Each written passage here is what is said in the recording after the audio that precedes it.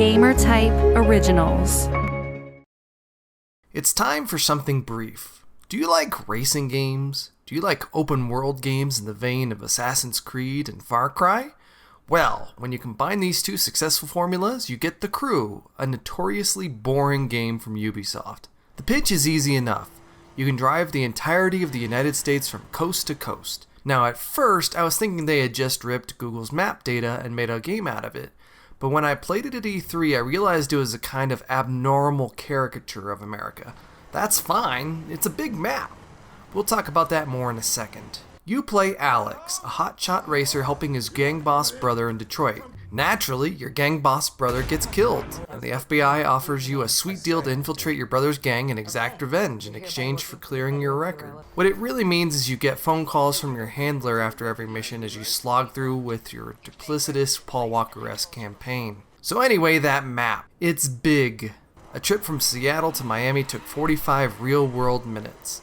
Unfortunately, that's where all the good things I can say about it end. I realize the map is an exaggeration, but I really felt that French developer Ivory Tower captured Road Trip Americana, as if they rarely had more than postcards for reference. In spots, their recreation gave me chills, like when driving around the Los Angeles Convention Center that hosts E3, or blasting down an Arizona highway alongside high desert hills. The coasts are anchored by big cities, but there's hardly anything in between, and that was especially disappointing as someone who grew up in the Midwest. Pikes Peak is here with some insane radar dishes on top, but there's no Colorado Springs or Denver. Santa Fe and Kingman are here, but not Albuquerque or Phoenix. The Dakotas are pure ice instead of pure flat boring, so maybe that's for the best.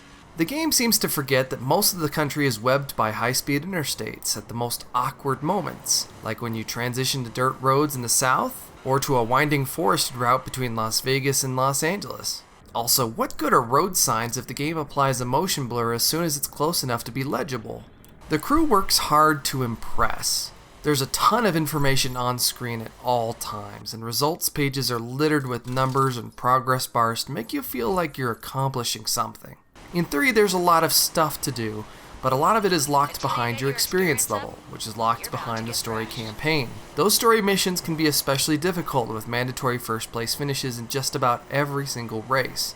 This is especially noticeable if you hightail it out of town early and encounter a bunch of high level content you can't play with. But who am I kidding? None of these events are really great. Unchanged from my playtime at E3, car handling is awful, even with some helpful tweaks from the internet. Car chases involve memorizing your opponent's driving line and then ramming them at optimal moments. Races are rarely interesting, and the courses feel like someone just squiggled on a map and then failed to test it.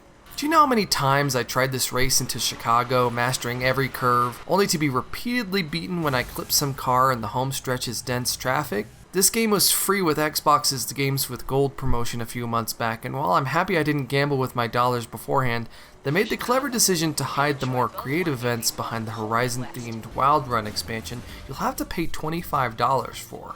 The Crew is barely a game. It's a sandbox with some incohesive mechanics in it, like the similarly misdirected Watch Dogs. It's a toy. You can race, or you can seek out hidden radar dish sites to uncover more events, or even fly up ramps in a monster truck. Woohoo. There's even a stylish driving system, but it's weird seeing a single in-game dollar popping up randomly on screen just for driving around. Like, cool. Thanks. The game's also not very pretty, which is partially understandable considering the world's scale. This game made a lot more sense when I realized it was produced by a bunch of ex-Eden Games folk who made the similarly lifeless Test Drive Unlimited games. The gimmick of driving around a full-scale version of Oahu or Ibiza in those games ran out quick, so why did we expect anything different now? That's a fantastic question.